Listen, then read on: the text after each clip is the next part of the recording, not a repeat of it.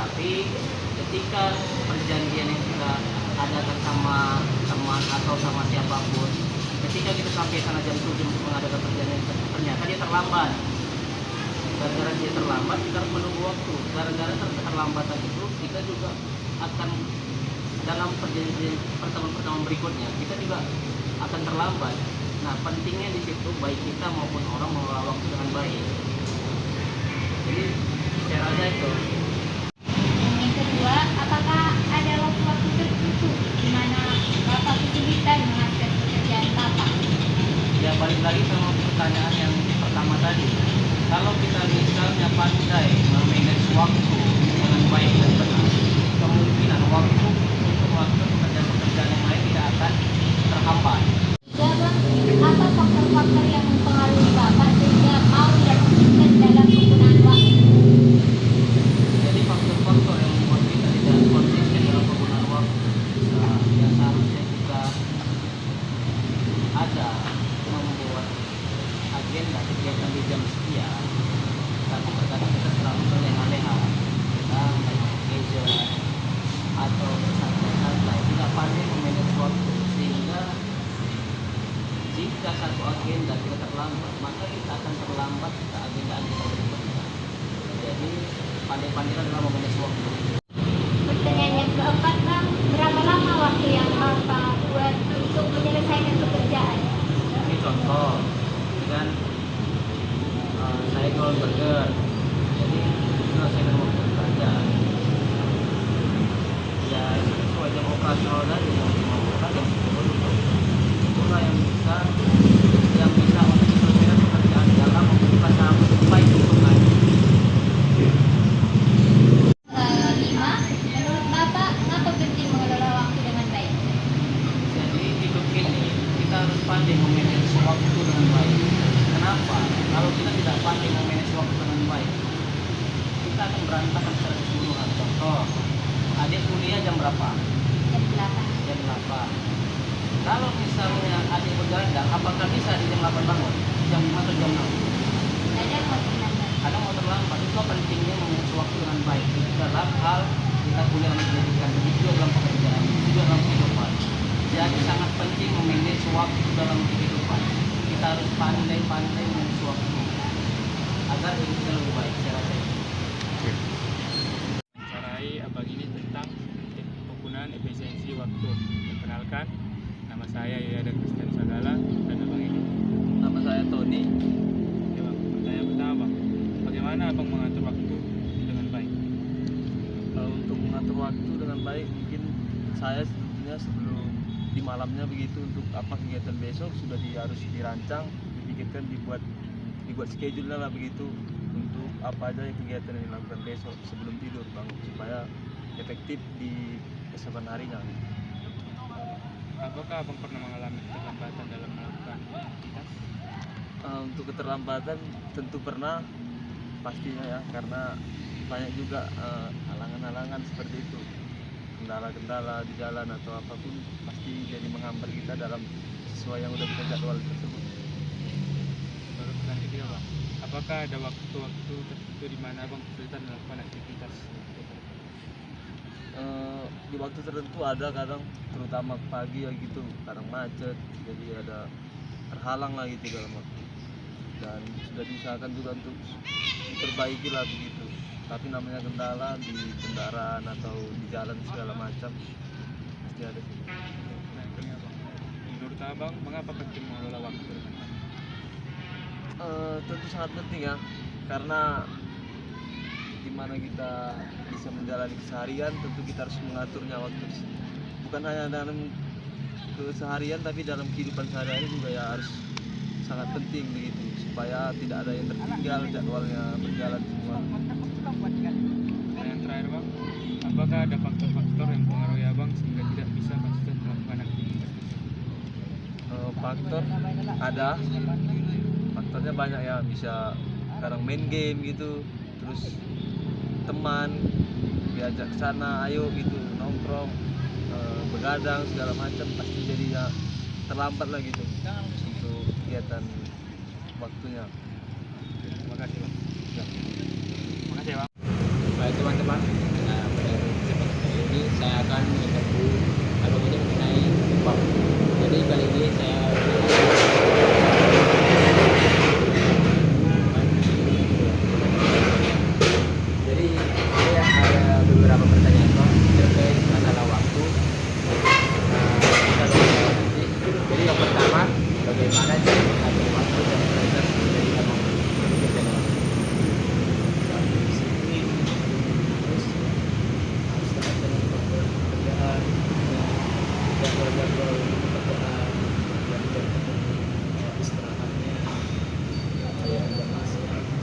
ini lebih ke disiplin ya, Pak.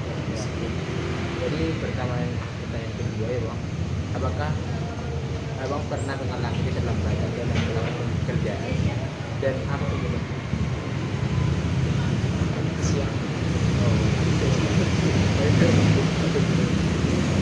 jadi lanjut. Waktu di mana Bapak Abang kesulitan dengan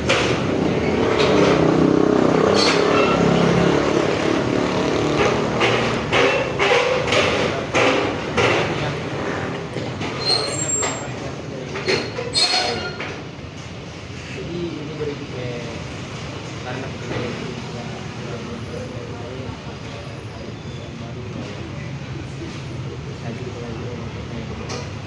berapa lama waktu yang abang lakukan untuk menyelesaikan pekerjaan abang di Indonesia?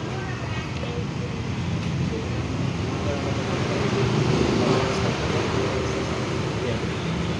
Per hari ya? Sekitar 8 jam. Jam 8 jam.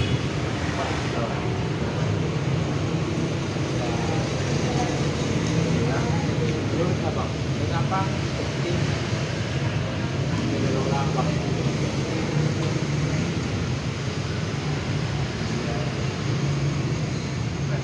Biar semua jadi teratur dengan sistematis, bisa teratur dengan tepat, bisa gampang apa?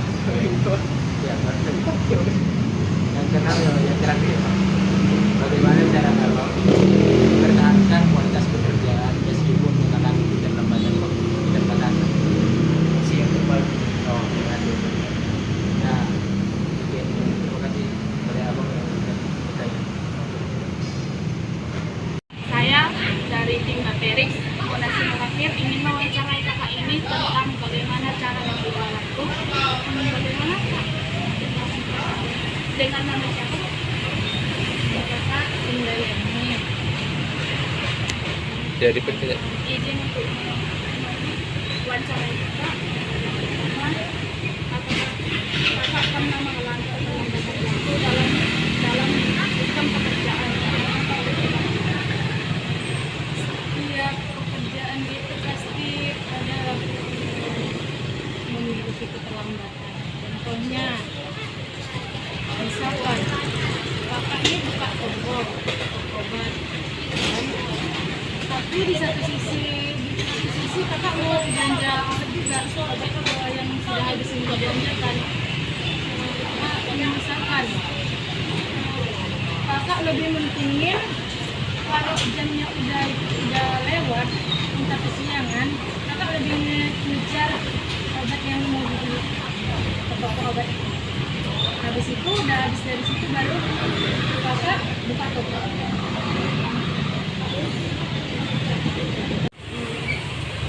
Berapa lama waktu kakak untuk menyelesaikan pekerjaan? Dari pertama buka toko itu sekitaran jam 12-an sampai jam 10 sampai jam 10-an lah. Jadi sekitaran 10 jam ya. Kakak, menurut kakak mengapa penting mengelola waktu dan waktu?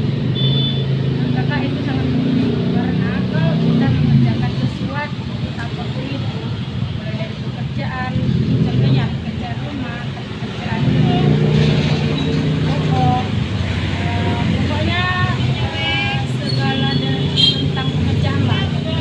Karena kalau kita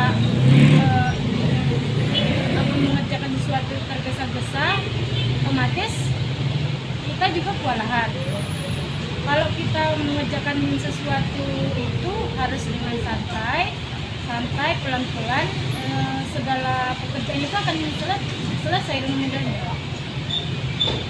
Pertanyaan yang keempat, Kak, bagaimana kakak mengatur waktu dan prioritas? Kakak mengatur waktu dengan prioritas kakak. Prioritas kakak itu tiap paginya hanya mengajar sekitaran jam 7 atau setengah 7 gitu kan, udah berangkat. Habis dari itu mengajar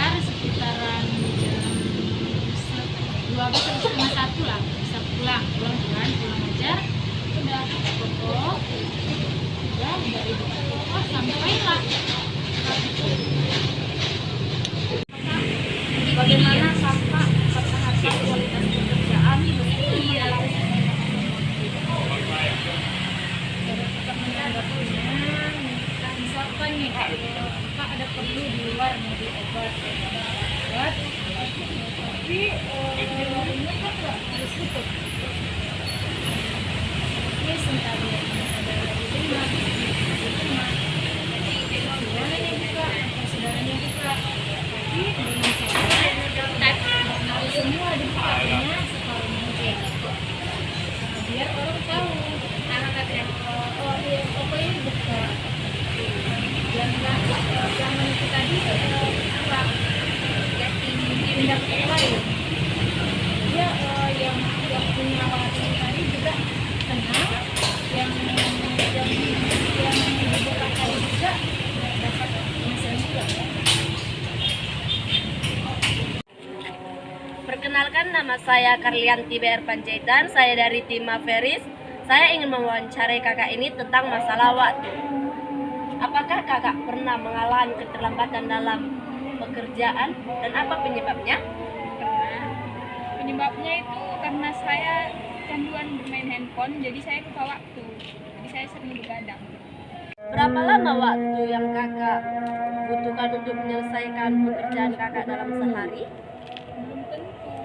Untuk waktunya belum tentu, tapi saya sedang kuliah. Jadi waktu saya itu habiskan di kuliah sih. Apakah kakak pernah mengalami kendala dalam mengelola waktu? Pernah, karena saya mengerjakan tugas itu tunggu tengah waktu. Dulu baru saya kerja. Apakah faktor yang mempengaruhi kakak sehingga tidak konsisten dalam penggunaan waktu?